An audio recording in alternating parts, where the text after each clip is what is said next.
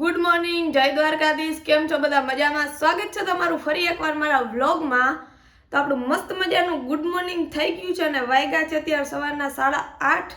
તો આપણે નાસ્તો બાસ્તો તો કરી લીધો છે, પણ કામનો ક્યાંય પાર નથી, પણ કરવું તો જોઈએ જ આપણે। સમજ રહ્યો? સમજ રહ્યો આપ? સમજ રહ્યો? કારણ કે પેલી કહેવત છે એ ખોટી તો નથી કે કામ્યા કરમ। અને બીજી વાત એ હતી કે ફાઇનલી આપણે ધવલે આઈફોન લઈ જ દીધો।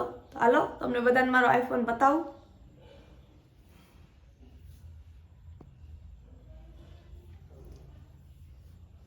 કેવો છે એ કમેન્ટમાં કહેજો મને બધા। તો હાલો કન્ટિન્યુ રહેજો વ્લોગમાં, આપણે કામ પતાવીને મળીએ છીએ પાછા। તો વાગી ગયા છે અત્યારે બપોર પછીના 4 અને આપણે મસ્ત મજાની નીંદર કરીને ઉઠી ગયા છીએ। તો હવે આપણા ઘરે આવે છે શીતલબેનના પપ્પા।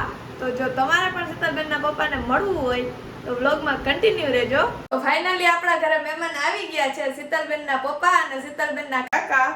તો હાલો તમને બધાને મળાવીએ। હેલો દોસ્તો, કેમ છો બધા? મજામાં ને? તો અમે આવી ગયા બેનને ઘરે ચક્કર મારવા, ચા પાણી પીવા। બેનને ઢાળ ચડાવી દીધી, અમે ઢાળ ઉગેરી નાખી શીતલબેનના હાટાને। હજી જવા નથી દેવા, જમીને જ જવાનું છે।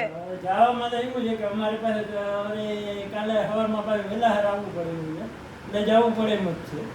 અને બધા મિત્રો ફૂલ પાવર સપોર્ટ કરજો, જેમ શીતલબેનને કર્યો છે એમ જ આ બેનને કરજો। બેન પર ખૂબ મહેનત કરે એમ છે અને ખૂબ ખૂબ આગળ વધારો કરે। તમે બધા ફૂલ પાવર સપોર્ટ કરો। જય દ્વારકાધીશ। માગો 20 ને આપે 30, એવી રીતે ભાઈ અમે માગીએ આજે, અને થોડુંક તમે અમે 20 માગી તમે 30 આપજો, બાય બાય। એટલે થોડુંક મદદ કરજો અને આગળ લેવલમાં પોગાડો શીતલબેન સુધી, તો મજા આવે અમને એવી। તો મહેમાન વયા ગયા અને ઘર થઈ ગયું હાવ ખાલી ખાલી, કારણ કે આખો દી અમે બે જ હોઈએ, એમાંય ધવલ તો હોય નહીં દિવસના, હું એકલી જ હોઉં। તો કોઈક ઘરે આવે ને તો મજા આવે, પણ પછી કોઈક ઘરેથી વયું જાય ને તો પછી ગમે નહીં। તો આમ ઘરમાં એમ થાય કે જાણે કોઈ છે જ નહીં। તો વાગ્યા 8:30 અને હવે કંઈક રસોઈ બનાવ્યું। તો આપણે જમી લીધું છે અને જમીને થઈ ગયા છીએ ફ્રી, થાંભા મૂકીને। તો હવે થોડી થોડી આઈસ્ક્રીમ ખાવાની ઈચ્છા થાય છે, તો થોડી થોડી ઈચ્છા થઈ તો આઈસ્ક્રીમ ખાતા આવીએ। તો જાઓ આઈસ્ક્રીમ ખાવા? હાલો ખાઈ આવીએ। સારું હાલો, તો આઈસ્ક્રીમ ખાતા આવીએ।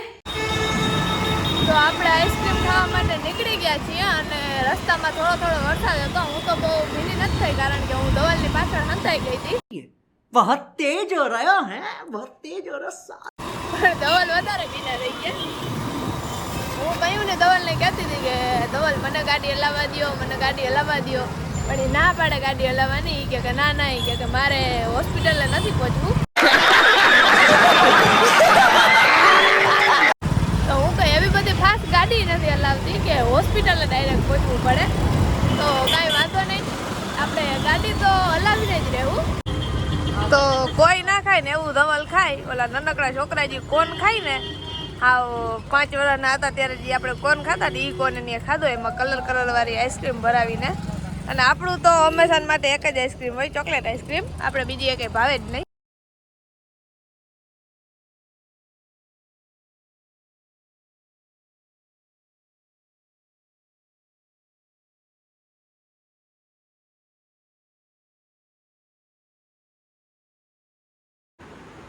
તો આપણે આઈસ્ક્રીમ ખાઈ અને ઘરે આવી ગયા છીએ અને વાગી ગયા છે 11। તો બધાને ગુડ નાઇટ, જય શ્રી કૃષ્ણ, જય દ્વારકાધીશ। અને તમને બધાને જો મારા વ્લોગ જોવા ગમતા હોય તો લાઈક, શેર અને કમેન્ટ કરી દેજો અને મારી ચેનલને સબસ્ક્રાઈબ કરી દેજો। તો મળીએ છીએ એક નવા વ્લોગ આરે, ત્યાં સુધી બાય બાય, ટાટા।